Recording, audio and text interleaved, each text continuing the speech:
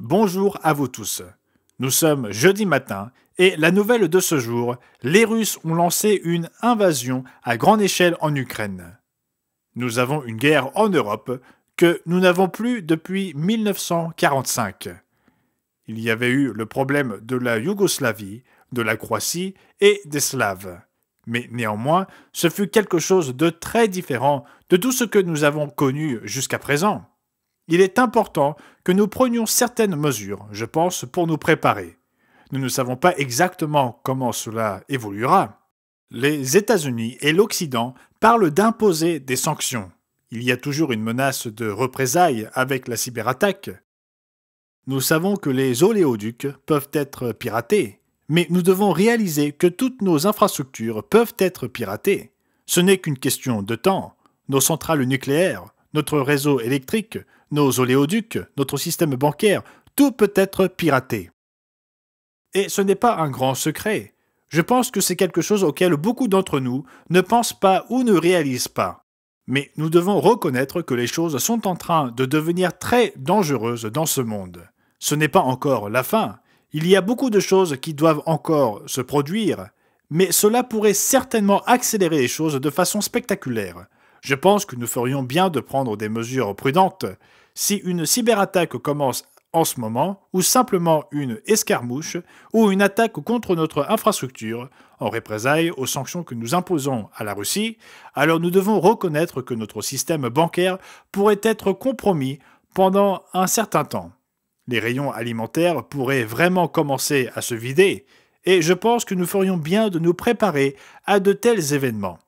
Avoir un peu de nourriture supplémentaire à portée de main, peut-être de l'eau, voire un peu d'argent en espèces en réserve. Mettre tous nos œufs dans le même panier n'est peut-être pas la meilleure chose à faire dans un moment comme celui-ci. Et les choses pourraient arriver beaucoup plus vite que prévu.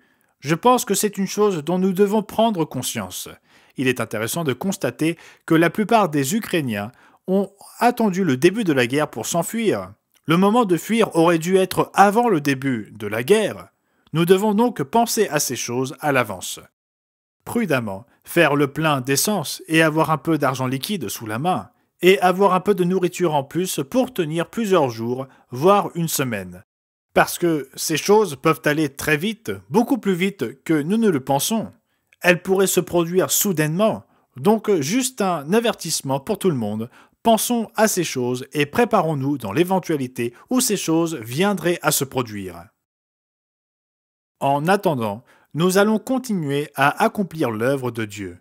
Dieu nous a appelés à prêcher l'Évangile au monde pour l'avertir de ce qui va se passer. Vous savez, c'est quelque chose que nous faisons déjà. Je pense à notre émission 2022 selon la prophétie biblique que j'ai donnée en début d'année. Je ne suis certainement pas un prophète, mais j'ai néanmoins souligné à quel point l'année 2021 avait été désastreuse lorsque nous avons prédit désastre sur désastre. Et c'est exactement ce que nous avons vu en 2021.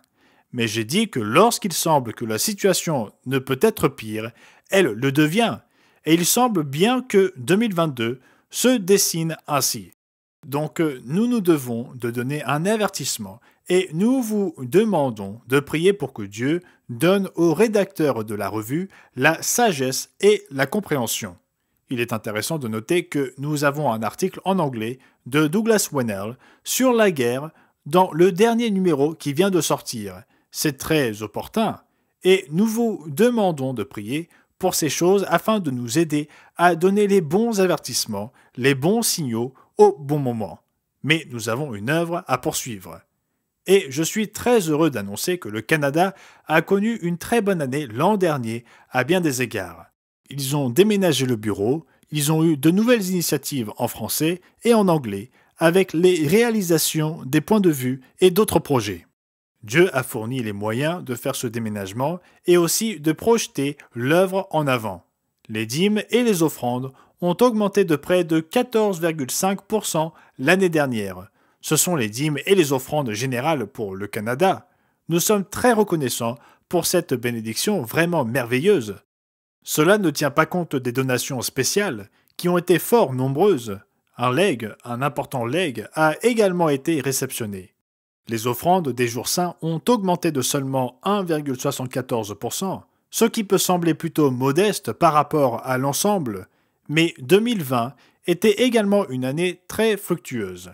Donc, ils avaient à comparer avec l'année précédente à de très fortes offrandes de jours saints. Nous en sommes donc très reconnaissants et prions pour que Dieu continue de bénir l'œuvre au Canada et dans le monde entier. Monsieur Peter Nathan rapporte que Rhys Ellis était en visite en République démocratique du Congo. Certaines personnes attendaient cette visite depuis de nombreuses années. Monsieur Ellis rapporte que le courant électrique est plus souvent absent qu'en service. Il a tenu mercredi, le 16 février, une étude biblique avec quelques 19 personnes et une assemblée le sabbat suivant.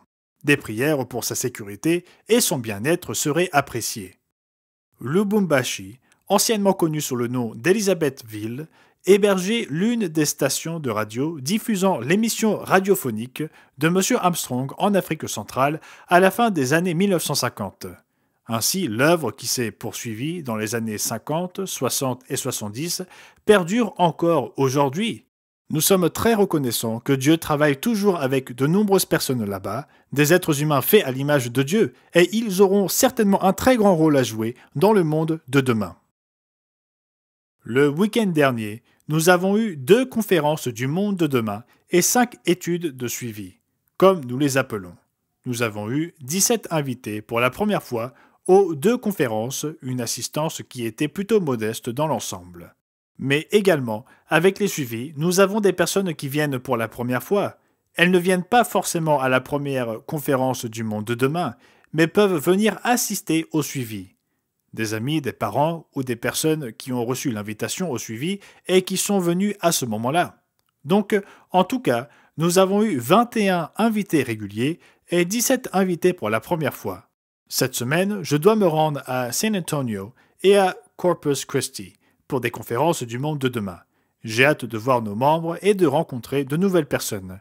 J'espère que les événements qui se déroulent en Ukraine inciteront certains d'entre eux à se renseigner davantage sur ces sujets. Monsieur Ron McNair sera à Joplin et à Springfield dans le Missouri. C'est là qu'il doit se rendre aussi pour des conférences du monde de demain. Nous espérons qu'ils seront nombreux à venir.